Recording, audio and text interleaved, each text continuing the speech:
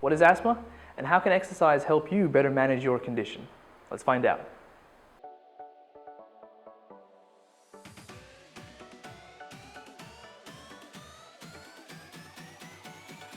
Hi guys, it's Hassan here from Holistic Exercise Physiology. In this video, we're talking about asthma. What is it? Who has it? And how can you use exercise to help better manage your condition?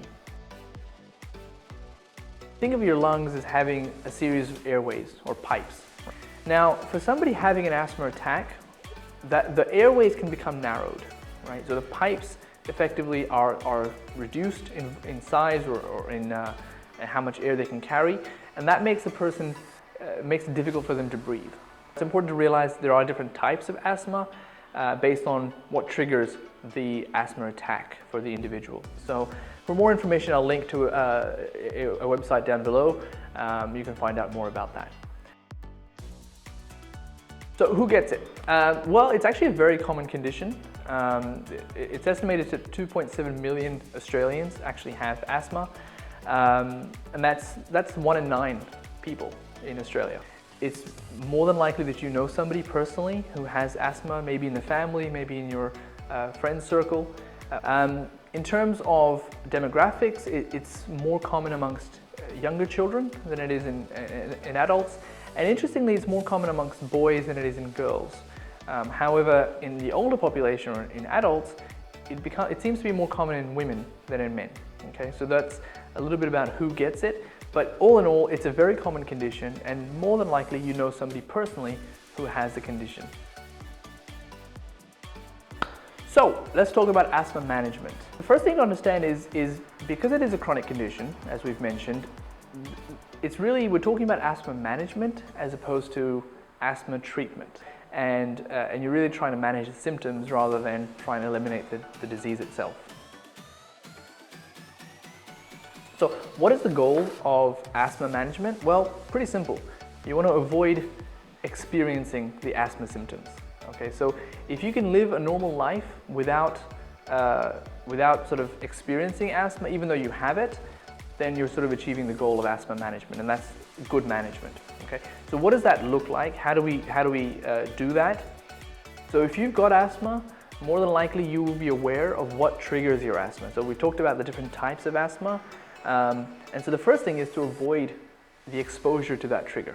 So whether it's dust, whether it's pollen, you try and reduce your exposure or eliminate it altogether. That's the first thing. Number two, there are certain medications that we can use, and most asthma patients will have puffers.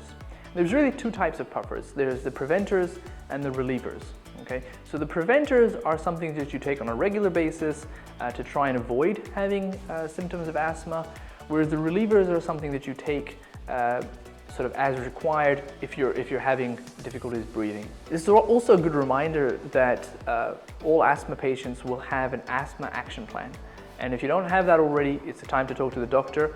But refer to your plan. Everybody's plan might be a little bit different, but it's having a plan of how do you manage it and how do you manage symptoms. That's really important. The next thing we talk about is diet.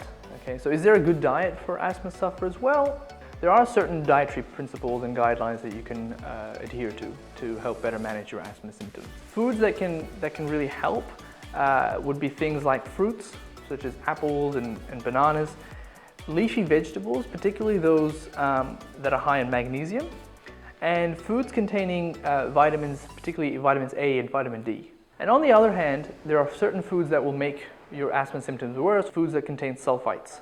So for example, things like wine, dried fruits, which have sulfites in them, this can make your symptoms worse. Also processed foods with artificial colors and preservatives, these are things that can also cause inflammation and exacerbate symptoms as well. And of course, at the end of the day, if you know your trigger is a food item, then obviously that's something you'll want to avoid as well. So let's talk about exercise. Now, the first thing that's really important to understand is researchers found that people with asthma tend to reduce their physical activity and involvement in exercise and sports because of fears of, exacerbating symptoms. But really, being an asthma sufferer shouldn't stop you from being active and doing regular exercise. That's the most important thing to understand. I think it might be worth mentioning that there are some top-level athletes that most people would know, but what most people might not know is that they actually are asthma patients themselves. So the list includes people like David Beckham, the famous footballer, Novak Djokovic, and of course our very own Ian Thorpe. And so all of these really top-level athletes are actually people that actually have asthma. So what are the benefits of exercise? Well, I would say that there's three main benefits of exercise. One, you get fitter, and you get, cardiovascular fitness. Number two, you get stronger. Number three, you might need less medication. And so, there's really, and as I said earlier, there's really no need to avoid exercise. As long as you're doing it at the right level, at the right intensity, as an asthma patient, you can certainly engage in regular structured exercise. So what type of exercise should you be doing?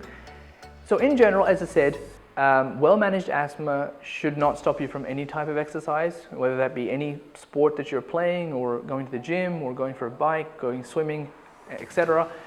With, of course, a few exceptions. So you don't want to be doing, for example, scuba diving. It would not be recommended for somebody with asthma. However, as an exercise physiologist, when people come to me for advice, I really tend to focus on two things, and that's cardiovascular exercise, right, or aerobic training, and strength training, resistance training, right? So those are the two types of things that we primarily focus on. But as I said, there's really no need to avoid any particular type of exercise. The biggest take-home message is if you don't feel like it, your body's telling you that I don't want to exercise today, then listen to your body, okay? So don't exercise that day. That's really important. Because what's happening is, if you're having an asthma attack and your oxygen supply is reduced, then if you start exercising, you're going to increase the demand for oxygen through the body, right, through your muscles. And if there's not enough oxygen to go around to support your own organs, well, you certainly don't want to increase demand at that point.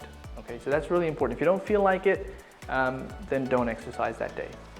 Of course, if this happens on a regular basis where you just don't feel like it and you're not sure, is it my body, is it just motivation? Well, that's the time to speak to your doctor and perhaps speak to an exercise physiologist and to see if they can perhaps build a gradual program for you to get into routine.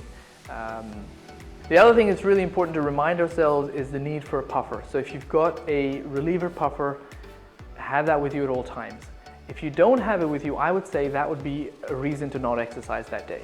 So if you go to the gym and you realize you don't have a puffer with you and it's something that you do tend to need, then don't exercise because you don't want to be caught having an attack and not having a puffer with you. So that's really important. As I've mentioned, asthma is a very common condition. So if you're somebody suffering with asthma, you're certainly not alone, and you probably well know that. And if you've got well-managed asthma, there's nothing stopping you from doing regular exercise and from doing activities that you enjoy and love. As I've said, doing regular exercise has many benefits. You'll get stronger, you'll get fitter, and you may even need less medication, which is another plus, right? Having said that, obviously there are times where exercise is not safe, and so you want to be very mindful of those things and obviously being careful with that.